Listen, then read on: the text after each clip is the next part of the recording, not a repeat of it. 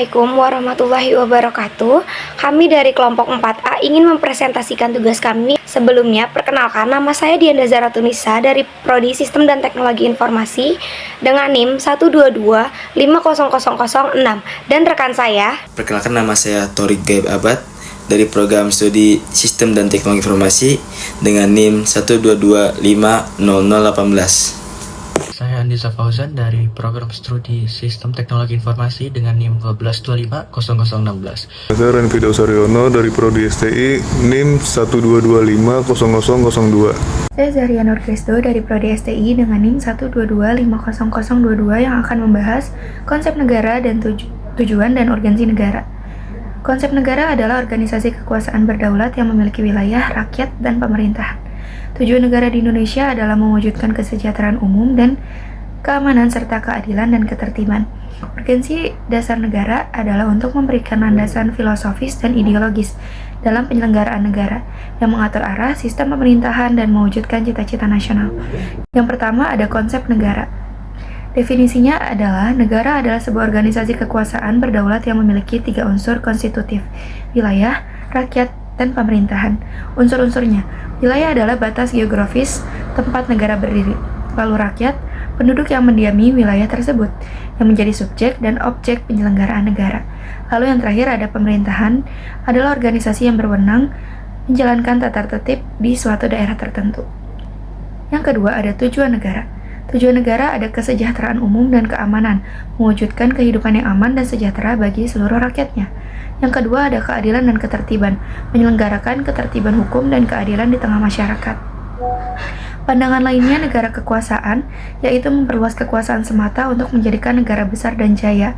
Negara teokratis mencapai penghidupan aman dan tentram dengan taat kepada Tuhan. Lalu negara polisi mengatur semata-mata keamanan dan ketertiban dalam negara. Yang terakhir ada negara hukum, menyelenggarakan ketertiban hukum dengan tunduk dan patuh pada hukum. Yang ketiga ada urgensi negara, landasan penyelenggaraan negara. Dasar negara menjadi sumber hukum dan landasan bagi semua peraturan perundang-undangan yang dibuat oleh pemerintah. Dasar negara menjadi sumber hukum yaitu Undang-Undang Dasar 1945 atau Pancasila yang dijadikan sumber hukum dalam peraturan perundang-undangan di Indonesia. Lalu penyelenggaraan pemerintah yang berarah, mencegah para pejabat publik kehilangan arah dalam menjalankan tugasnya. Urgensinya sebagai pemerintah untuk mencegah pejabat-pejabat publik melakukan tindakan-tindakan yang di luar dari batas negara kita, yaitu seperti korupsi, lalu memakai narkoba, seperti hal-hal tersebut. Lalu ada partisipasi aktif warga negara, memastikan bahwa seluruh warga negara dalam berpartisipasi dalam pembangunan dijiwai oleh nilai-nilai dasar negara, seperti Pancasila bagi Indonesia. Jadi kita sebagai warga negara yang aktif, itu berlandaskan dengan sila-sila Pancasila yang sudah tertera di Indonesia ini. Jadi kita mengimplementasikan sila-sila tersebut ke dalam kontribusi positif untuk mencapai partisipasi aktif warga negara. Lalu yang terakhir ada persatuan dalam pemersatu, menjadi perekat dan pemersatu dalam masyarakat yang beragam, suku, agama, ras, dan antar golongan. Selanjutnya adalah kajian Pancasila sebagai dasar negara. Kajian Pancasila sebagai dasar negara menyoroti kedudukannya sebagai landasan nilai dan norma dalam penyelenggaraan negara dan sebagai sumber dari segala sumber hukum. Pancasila menjadi pedoman hidup bangsa, menjiwai seluruh kebijakan, dan memuat nilai-nilai luhur seperti ketuhanan, kemanusiaan, persatuan, kerakyatan, dan keadilan sosial. Fungsi ini dikaji dari aspek historis, kultural, yuridis, dan filosofis. Sumber-sumber Pancasila sebagai dasar negara. Sumber Pancasila berarti segala sesuatu yang menjadi asal mula, dasar pijakan, dan landasan pembentukan nilai-nilai Pancasila. Sebagai dasar negara, Pancasila tidak muncul secara tiba-tiba, melainkan merupakan hasil dari proses historis, budaya, dan refleksi filosofis bangsa Indonesia. Pancasila memiliki 2 dimensi sumber utama, yakni sumber material dan sumber formal. Sumber material Pancasila, yang pertama itu nilai-nilai budaya dan tradisi bangsa Indonesia. Contohnya, semangat gotong royong, musyawarah mufakat, toleransi antar umat beragama, serta rasa keadilan sosial. Nilai-nilai tersebut menjadi roh kolektif masyarakat Indonesia sejak masa kerajaan-kerajaan Nusantara. Yang kedua, agama dan kepercayaan terhadap Tuhan Yang Maha Esa.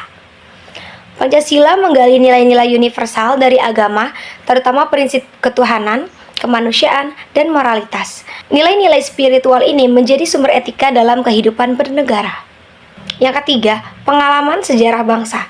Pengalaman penjajahan, perjuangan kemerdekaan, serta dinamika sosial politik yang dialami bangsa Indonesia turut membentuk kesadaran akan pentingnya dasar negara yang mampu menyatukan perbedaan.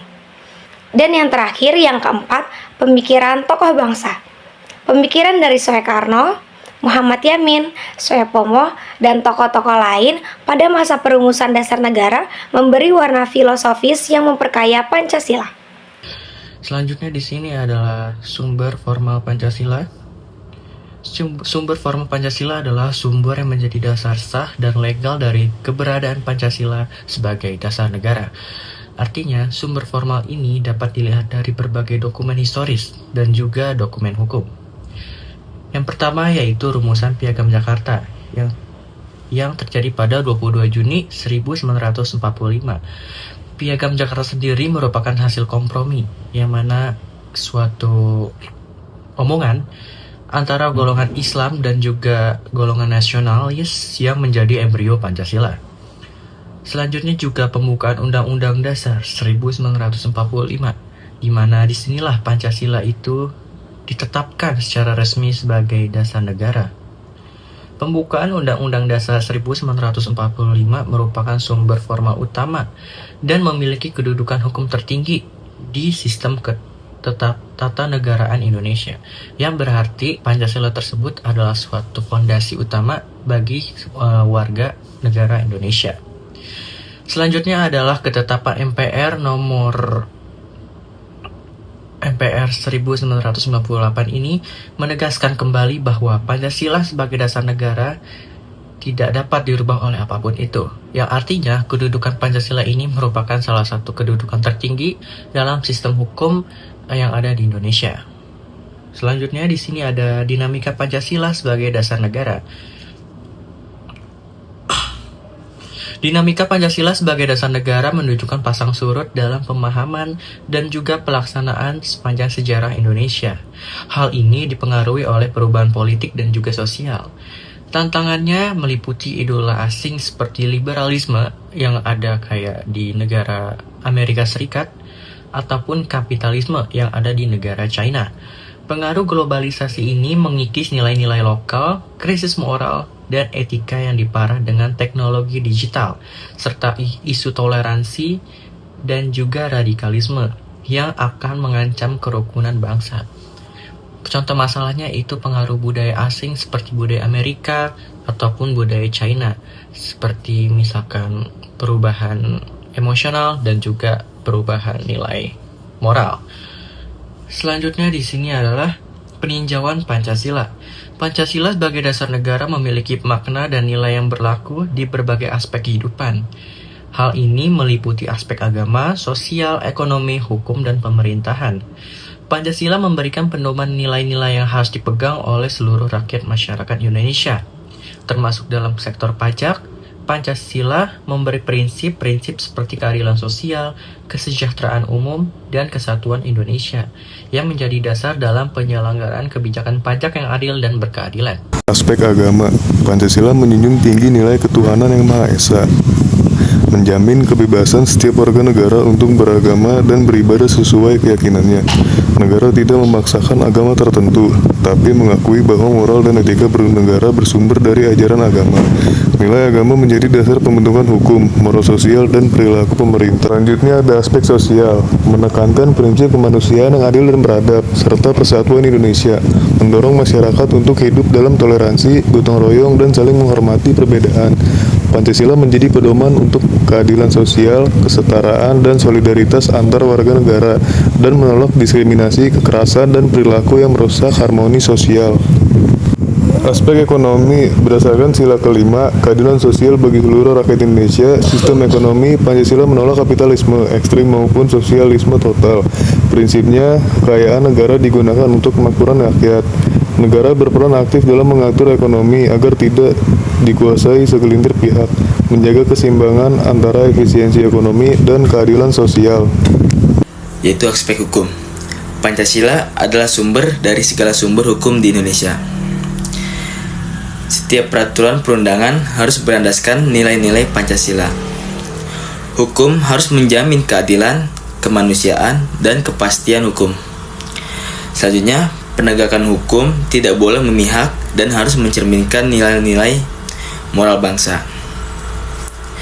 Contoh, KUHP, Undang-Undang Dasar 1945, dan undang-undang lainnya disusun sesuai prinsip kemanusiaan dan keadilan sosial. Selanjutnya, aspek pemerintahan. Pemerintahan berdasarkan sila keempat, yaitu kerakyatan yang dipimpin oleh hikmat kebijaksanaan dalam permusyawaratan dan perwakilan. Pemerintah harus mengutamakan musyawarah, transparansi, dan keadilan. Kekuasaan dijalankan dengan prinsip dari rakyat, oleh rakyat, untuk rakyat.